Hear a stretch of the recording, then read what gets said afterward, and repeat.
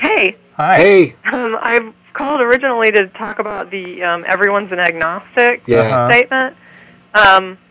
Whenever, it kind of annoys me because I find that when I talk to a Christian, they generally use a type of logic with their religion that they don't use with anything else in their life.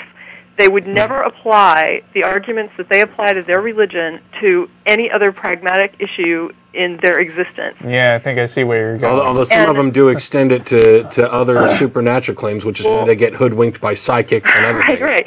You are giving them a huge amount of leeway to say that, well, technically a person can't say there is no God. I understand where you're coming from, and I think that's an accurate statement. Right, but you could ask, was George Washington the first president of the United States? And they would say yes, and then you could say, oh, were you there? Well, what I generally say is, can they feel comfortable telling me that they know there is no such thing as leprechauns?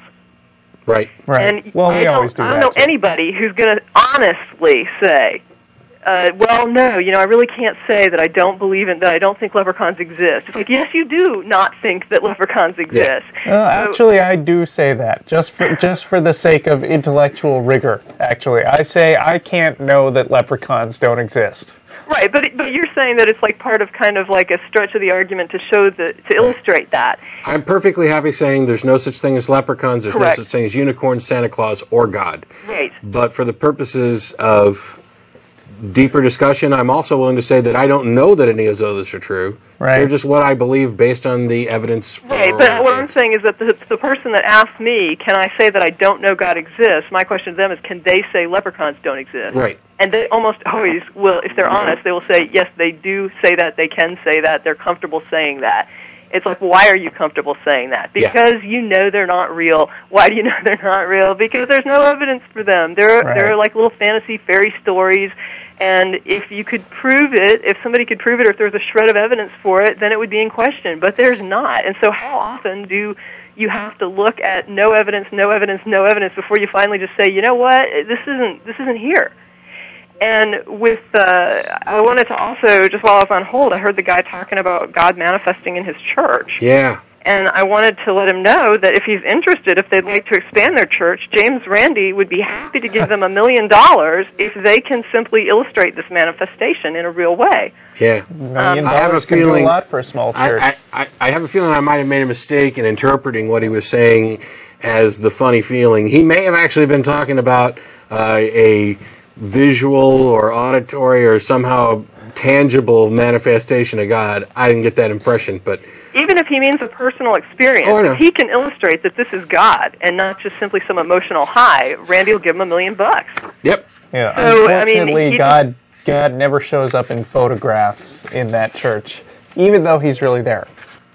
Anyway, that's just kind of my comments. It bothers me the intellectual dishonesty or the hypocritical type of reasoning where it's like they just break off into this other type of logic where if you can't say there's no God because no one knows one way or another. It's like, well, no one knows one way or another if there's leprechauns, but I'm willing to say I know there's no such thing as a leprechaun, and I'm totally comfortable living my life and saying that. There's a sort of voluntary ignorance that goes along with holding religious beliefs in today's world because you're constantly faced with good arguments or evidence or a lack of evidence and arguments to support your position. So it's just easier to say, I don't want to think about that or I don't want to look about it. One of the other things I like to put forward is that there is more evidence for Bigfoot and alien abduction currently available than there is for God. There are like hundreds of people who are willing to describe their alien abduction experience that they had, that are witness for that, like right now. Right here living, you can go and talk to them. Yep. You don't have anything like that, except for, I guess, the people that say that God is talking to them now. But, I mean, as far as, people who say I've, been abducted by aliens or I've seen Bigfoot, I've got pictures of Bigfoot, I've got, plaster casts of Bigfoot tracks.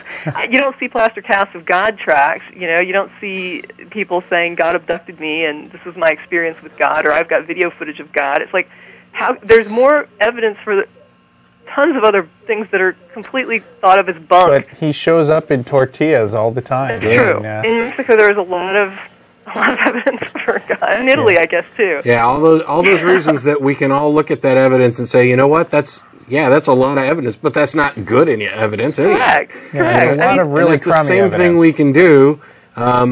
we can say, with regard to, there's a question as to whether or not Jesus actually existed historically. The historicity of Jesus is something which is very much in question. Right. And there's big debates over it, and I've been involved in one for a while now. And it kind of baffles me that I'm actually involved in the debate, because I certainly haven't made up my mind about it, Right. because I don't think all the evidence is in. But simply by saying that I believed there was substantial reason to doubt the existence and that the question was open and we needed to consider it further, that was enough to, string me up, boy. They had a field day with that. I'm sure. Anyway, we'll let somebody else talk. Thanks. Okay.